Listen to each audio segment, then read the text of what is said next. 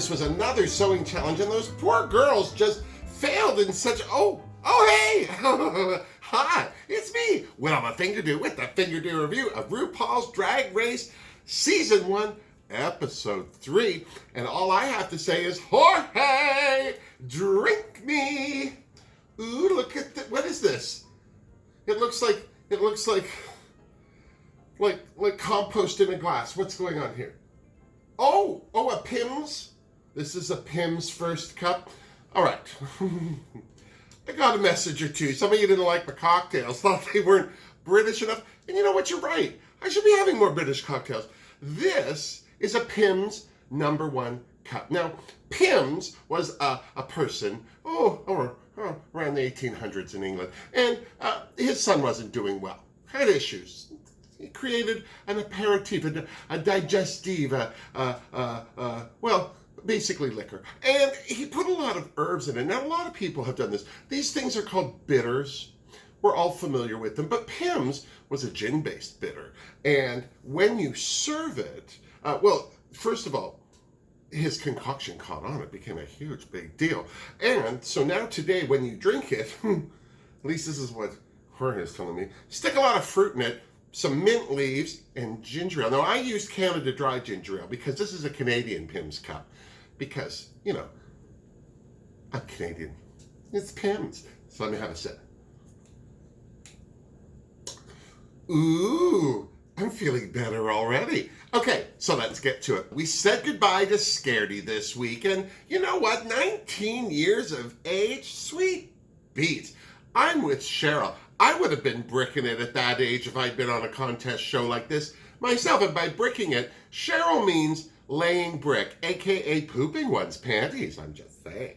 Of course, this now makes Blue the youngest contestant on Season 1 of RuPaul's Drag Race UK, which I'm kind of thinking was her plan all along. And while we're speaking of Blue, does anyone else find her a little rehearsed, her little interview segments a little too directed, choreographed or something? I feel like I'm watching a movie of the week about Season 1 of RuPaul's Drag Race UK, and Blue is the actress actually playing Blue Hydrangea. Do you know what I'm saying?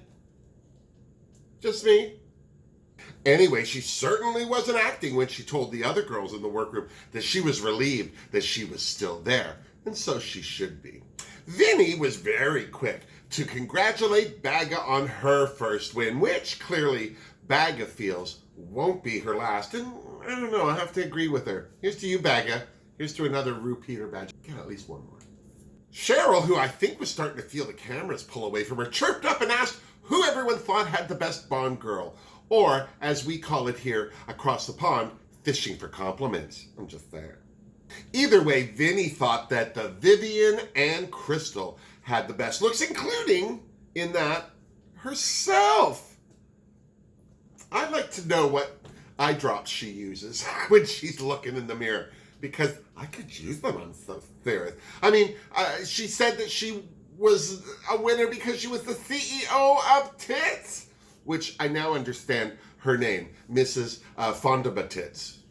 I get it now, but at the time I didn't really understand it at all, and still, quite frankly, I don't think anyone else in the room did either. Well, unless, of course, you're Crystal, because clearly she was over it with Vinny, calling her overconfidence a blessing for her, because she clearly wasn't letting anyone else tear her down for her messy looks. I'm just saying, here's to you, Crystal. Call it like you see it, baby. But in Crystal's defense, I have to say, Vinegar Strokes out of drag seems to have a much more public career, or at least seems to be well respected and known in London's West End, which I feel gives her drag persona a little more notoriety than I wonder if Vinegar Strokes would have or necessarily feel if she didn't have that career. I'm just wondering. I mean, that's just my opinion. I don't know these people. And while I'm still talking about Crystal, can we all just have a moment to just be in awe of how much she looked like Linda Carter as Wonder Woman if she lost a fight with a Sharpie? Seriously. Just me? Cheers to me. I don't know about the rest of you, but I have to send another thank you out to Ms. Blue for confronting Cheryl and asking her how she felt about the rest of the cast, more or less just calling her fake. Of course, Cheryl was embarrassed and hurt about the whole confrontation, but I think she makes a good point where you're in a contest. Regardless of what's going on around you, you can't get too tactical about your approach. You kind of got to roll with it, do you, and hope for the best. All I have to say is, I just hope that Cheryl's tongue popping doesn't keep her from getting at least to top 3, I'm just saying. The next day in the workroom, after the Vivienne called Gothy and Scaredy dead weight, Sharon, there was Ru with this week's mini challenge, which had the queens worshipping the pole. Maypole in this case. Now I'm with Bagga. I had no idea what a Maypole was either. I mean, I assumed it was a pole that stood up in May and you danced around it. I mean, what's to know? But I'll tell you this, I know a little bit more that I would not show up dressed as a member of parliament, I'm just saying. I mean, dancing around a Maypole has hippie chicks written all over it, that's all I'm saying. And, well, some of those chicks were hippier than others, I'm just gonna say. Not one to judge, Ru just started the music and the maids and Baggett started dancing. And then, all of a sudden, in the middle of the looty goodness, there was Ru's hit Peanut Butter, and they had to drop it like it was hot. The first girl that did it, I didn't even recognize. It was DDC. Davina DeCampo, my goodness. That was a hard bit of road. No wonder it hit the ground so hard. I'm just saying. But still, I agree with Viv. Not bad for a 60-year-old DDC. Seriously. I'm not 60. What are you saying? Next to spread her peanut butter was the Vivienne giving us some Barbara Billingsley realness. I don't understand why she dressed like a housewife. And if you don't know who Barbara Billingsley is, we can't be friends. But, so you learned something. Barbara Billingsley played the mother on Leave It to Beaver. And if you're too young to know what Leave It to Beaver is, I hate you. Seriously. Anyway, back to Viv. I don't think she did any better than DDC. She certainly didn't make much of an impression until she spread her legs and then let all her jelly shake. I'm assuming it was jelly because jam doesn't swing back and forth like that, I'm just saying. Crystal, bless her, was the only maid to actually mount the pole, much to ruin possibly the censor's chagrin, I'm just saying. Baggett took this opportunity, dressed as a member of parliament, to give us her best Tina Turner impersonation, which, for some weird reason, involved push-ups. Seriously. As for Blue dropping it like it was hot, I agree with Crystal. In that Friar Tuck wig, she looked like she was fighting the plague and losing. STW was another one that had me confused, because instead of dropping it like it was hot, she was stomping it like it was hot, which gave me memories of sumo realness, is all I'm saying. I'm sure that's not what she was going for. Vinegar looked like she was being possessed by an alien, and then it had changed its mind and wanted to burst out of her chest. And then Miss Cheryl Hull stepped up to the pole, and it was over. She dropped it like it was hot. She dropped it like it died. She was doing all sorts of things, and she did it beautifully. I have to say, I'm going to actually apologize for her coming off like she was trying to impersonate Alyssa Edwards, because clearly she is. Seriously, that was some good dancing. So it was no surprise to me that Cheryl Hull was the winner of this week's mini challenge. And can I just say, good for you, Cheryl. It's about time. Seriously, make an effort. And what did Miss Hull win, you ask? Well, she got a 15-second head start in this week's main challenge, which was to be posh on a penny. I love these challenges. I love these unconventional fabric challenges, whether it's on RuPaul's Drag Race, Project Runway, I don't care. Even myself, when I go to the Dollarama, I like to give myself an unconventional challenge and make things not necessarily always with fabric.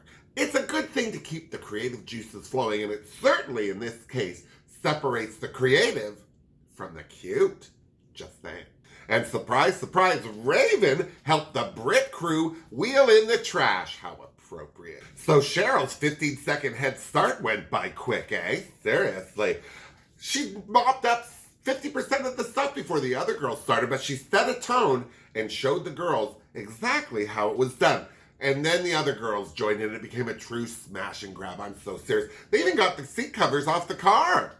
Who's wearing seat covers? Seriously.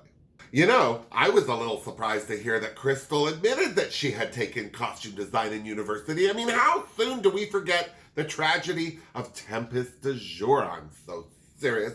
I mean, I would at least make the outfit first and see how it turned out before I started telling anybody that I had skills. Seriously. DDC, who has also admitted she can sew, got stuck in on some dollar store bags, and STW felt that this was the perfect time in her world to start getting creative. Well, she's not wrong, but her idea of getting creative was to cut up a jacket to make another jacket out of the crap for the challenge. Now, I just want to say, this is an excellent idea. If any of you are ever like, I love these pants, these are my favorite pants, I want to get more of these pants, and they're close to the end, cut them up, cut out their pieces, and then you've got all the pattern pieces. But the thing I hope that something Wong did was add seam allowance, because otherwise, without stretchy fabric, it's kind of like getting toothpaste back in the tube. Personally, I was more worried about that Vinny walking around with that toilet seat on her face. So serious. I'm so glad that the Viv talked her out of using it by saying that the point of the whole challenge was to create fashion, not costume. But seriously, I mean, nothing makes people think more that you look like shit than putting a toilet seat on your face. Seriously. Blue's another one who's no stranger to a needle and thread, and like me, she feels that any queen competing on RuPaul's Drag Race who doesn't know how to sew is an idiot. And I like the fact that Blue had no problem pointing this out to Cheryl, as Cheryl hot glued gloves on a skirt. Just saying. Cheryl didn't give no never mind, because she knew that the whole point of this challenge wasn't just coming up with an outfit, but selling it. Something Cheryl is a master at. Just saying. Speaking of masters, Viv was going to be the master of the VHS tapes, and her design, although not original, was going to be a showstopper, is how she sold it to the rest of the room. But before the Vivienne could tell too many people how fabulous she was, there was Ru to check in on the girls' progress. First stop, DDC, who still seemed to be a little down about last week, even though she did very well in the challenge and Ru complimented her yet again. But as for this week's challenge, DDC felt a little more secure, even though she admitted to not being a fashion girl. Liar. Next, Ru dropped in on the old scrubber herself. And can I just have a moment to tell you what an old scrubber is? A scrubber just literally means dirty whore, dirty slut. It's just, you're an old scrubber, that old scrubber, that's slag. There's a bunch of words the British like to use for the same thing. And scrubber is another one of them, just saying. Anyway, in this case, the old scrubber was bag of chips, and Ru was very intrigued to hear her plans of turning copper, well, she called them pubes, copper wool into a gown. I was excited to see it too. I'm still waiting to see a gown. But my favorite bag of moment was when she admitted to Ru that she loves a car boot sale. And a car boot sale is when you sell stuff out of the trunk of your car. It's like a yard sale in the trunk of your car. Apparently, not a lot of yards in Britain. Up next was Cheryl, and Ru wasted no time pointing out that she was in the bottom the last 2 weeks. But Cheryl said her winning this week's mini challenge was the boost she needed, and it had stiffened her resolve. I think that she's talking about resolve. Vinegar Strokes was next on Ru's Goodwill Tour, and the reason I'm calling it a Goodwill Tour is that Ru went very far out of her way to not call Vinny's drag ratchet, which surprised me because that seemed to be good enough for Bob the Drag Queen, I'm just saying. No, Ru felt hodgepodge was the way to go. Personally, I would have cut out the middleman altogether and just called Vinegar Strokes drag rough. But then I like to pull a Band-Aid off quick, in one go. Crystal parted her velvet curtains for Ru's visit, but Ru was more interested in talking to Crystal about her body hair. Now, I have to admit, the first time I saw a queen with a hairy chest, It threw me a little, but then so did bearded queens, and I'm quite used to them now too. I think the hairy body quality on a drag queen is received the same way as some hairy women are still received. Very European. It's all just part of drag now, and I, for one, am glad that Crystal is paving the way with her hairy pits. Oh, by the way, Harry Pitts was my drag queen name in high school. Ru popped in on Blue next, but before they could get into it, Blue shaded ball gowns as an aesthetic, which is big talk in front of a gown queen on her own TV show. I'm so serious. Next on Ru's list was the Vivienne, whose runway look Ru was eager to see, but before they could get into it, Ru asked the Vivienne to explain British drag, and I thought it was really great the way she did, because she said it's all about performance, it's all about engaging an audience. You got to be able to talk in a microphone. The Vivienne herself does a lot of impersonations, as we've seen so far. She's done Kim Woodward. She's also an excellent Cher impersonator. Check out her doing Cher on YouTube. It is spectacular. Another recipient of Ru's Goodwill Tour was STW. Bless her. Ru didn't seem impressed by her decision to tailor for the first time an outfit that she normally isn't known to be wearing out of a fabric that doesn't stretch. Seriously. If anyone could have said, stop doing what you're doing and do something else better, I'd like to see them try it. After Ru's visit, the queens, whose outfits got a bad reception from Ru, licked their wounds. Vinny was trying to glean clues out of what Ru said. I'm so glad Crystal was there to say, those weren't clues, those were hints. And the hints all said, Vinny, you in danger, girl. Baga seemed to miss all of that because the glue she was using to make her outfit was getting her high. I mean, that's the only explanation I can come up with as to the impromptu Thelma and Louise reenactment with the Vivienne. Well, that and camera time. And then it was elimination day. Vinny, good or bad, was ready to bring it to the hodgepodge. I feel that STW felt a disturbance in the force, or maybe a premonition of things to come, and said that if Vinny went home, that she would be lost without her, God bless. Didn't they just meet? Blue chose that moment to ask DDC what drag was like back in the day, much to DDC's chagrin, and everyone made fun of Cheryl's spirit fingers. Confidence Corner, aka Baga, Crystal, and Viv, started to share thoughts on who they thought had the best costumes in the room. Of course, they felt that they did, but seriously, I just think Crystal and the Vivienne were being kind to Baga. No offense. Of course, DDC thought that corner was being just a bit too confident. But before DDC could make her opinion known, it was off to the runway, and there was Ru in another spectacular mini. Where has she been hiding these? I love these on her, seriously. Along with 80s glammed out Michelle Visage at the judging table was the return of Mr. Graham Norton and the first time showing of Dame Twiggy. That's right, she's a dame. First on the runway was DDC, and can I just say, the minute she raised that umbrella up, I knew she'd won. I almost barfed. This was such an incredibly avant-garde look, but beyond that, beyond how well it was made, beyond all of that, this was not a Davina DeCampo look at all. This was so beyond what she would normally look like or wear. It impressed me on every level. Here's to you, DDC. Now that's how you turned the runway. Next up was Baga in her copper gown. Looks like she ran out of scrubbers is all I'm saying. Blue was next in her pink and yellow extravaganza, and although it was well coordinated and clearly well made, this is a silhouette we've seen on Blue before, so unfortunately I wasn't that impressed. Hate to say it. Something Wong was next, and I have two things to say. The first thing is, oh my God, that suit turned out beautifully. I can't believe that she got that thing together. Now, was it perfect? No. Could it have used some extra ironing? Absolutely. But the biggest problem with this suit was that it was boring. A navy suit. If you said navy suit to a drag queen, they'd slap your face.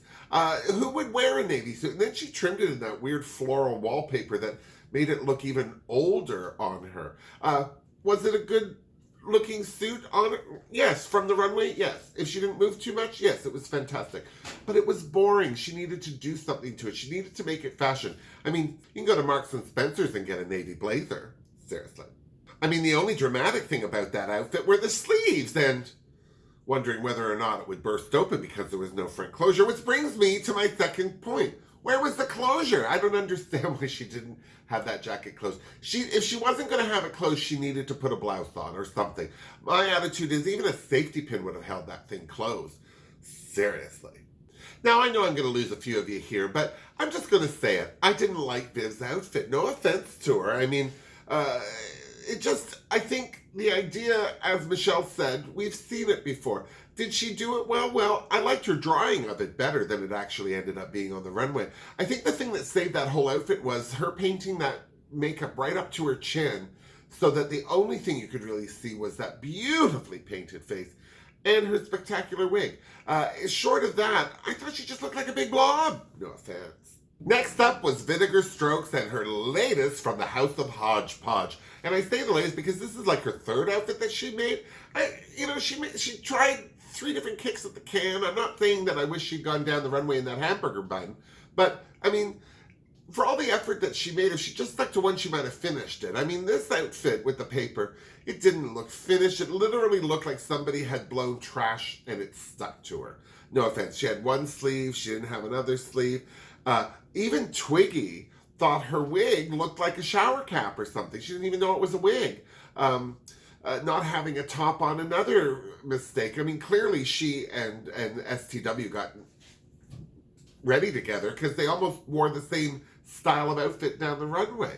I just wish that Vinegar had done something else with it. Like, if she had just glued that paper to her head and made, because she had that one strip here. If she had done more paper as a wig, oh my God, that would have been excellent. If she had done a more streamlined, like just layered the paper like she did on the back of the skirt, made a streamlined thing with this eruption of paper on the hat. Well, she didn't ask me, did she?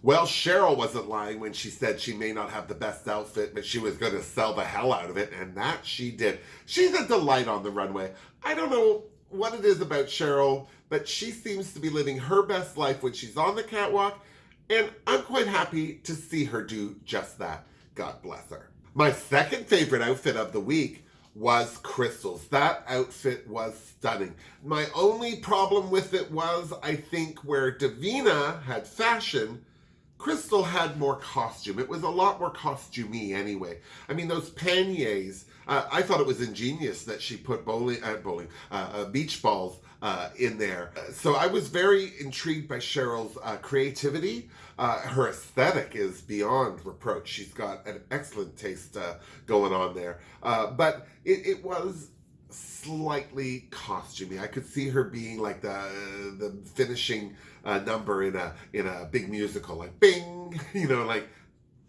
just me. So when the music had faded, Baga and Blue were safe this week, much to both of their delight, especially Baga, because she was happy to know there were at least 3 other outfits that were worse than hers. Just saying. And before we get to it, can I just have a moment to thank Michelle for reading those girls for not knowing how to sew? And in her defense, clearly some of the girls do know how to sew, but for the ones that didn't, good for her. I hope that this sends a message to anyone who's ever tried to apply for RuPaul's Drag Race or is planning to apply for any of the drag races that are happening, including the Canadian one, which is a coming, I'm just saying. Learn to sew, thread a machine. Don't make it happen for the first time in that workroom. Seriously. So, backstage, between sips of their much-needed cocktails, the girls got into it. Well, Cheryl thought she was in the bottom for sure, and she thought it was going to be her and Vinny. Of course, Vinny thought it was her and Cheryl, but thought that there was no way in the world that STW would be in the bottom because she actually made a jacket. Well, the Vivienne didn't think that that was reason enough to keep STW out of the bottom because even though it was a jacket, at the end of the day, it was a boring jacket. Who cares? I'm just saying.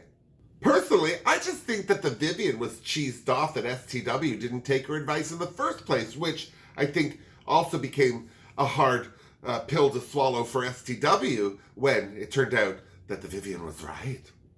So, when the girls returned to the runway, it was no surprise to me that DDC beat The Vivienne and Crystal out for this week's win, and well deserved to DDC. Give that girl a repeater badge. Seriously, here's to you, Davina. Of course, that meant that Vinegar Strokes, Cheryl Hole, and Something Wong were in the bottom. And can I just say, I was surprised at how surprised Vinegar Strokes was that it was down to her and Something Wong, because regardless of how boring Cheryl's outfit was, it was still more innovative. She did use fabrics that were different. I mean, the closest thing that Something Wong got was using wallpaper as a trim on a navy jacket. Seriously, I'd much rather wear yellow rubber than navy plastic any day of the week. I'm just saying. So, it was STW and Vinegar Strokes in the bottom two, or what I like to call the Battle of the Blouseless. And can I just have a minute to say, especially standing next to Vinegar Strokes, I couldn't get over how beautiful Something Wong's face and that wig was. She looked really, really good. I've been having some issues with some of her makeup so far, but this was a gorgeous face on her. And already, in my opinion, she was one step up on Ms. Vinny. No offense. As for the lip sync, well, they were both hard to watch. First of all, it was hard to keep my eyes focused on Vinegar Strokes because she just looked like newspaper caught up in a dust devil. Do you know what I'm saying? There wasn't a lot going on. SCW, on the other hand, I thought she looked great, but she wasn't doing too much that impressed me until she took off that skirt. Well, first she mooned everybody, and then she took off that skirt, and then she seemed to be moving a little bit better. But it was a rough lip sync to watch. I don't think either of their outfits helped them in that lip sync. Although I'm glad that the song ended when it did, because it looked to me like Vinegar Strokes was starting to take it all off. And I have a feeling that maybe Twiggy was worried about it too, because that's not a good face for a judge to have when you're performing. I'm just saying. So when the music died and Vinegar's papers all settled, it was, of course, STW who's Shantaed, and poor Vinegar Strokes who sashayed away. God bless her. But don't be too sad for Vinegar Strokes, because she's already got a song out on YouTube or on iTunes or wherever the kids are listening to music these days called Camp. And it's all right. She looks good. She sounds good. It's a good song. I highly recommend you check it out. Well, there you have it. Another week of RuPaul's Drag Race UK. Now we're down to 7 girls. Who do you think's next? Cheryl had better start to pull up her socks, because if she's always in the bottom, sooner or later she's going to be the only one left in the bottom, because there's not many more left for the bottom.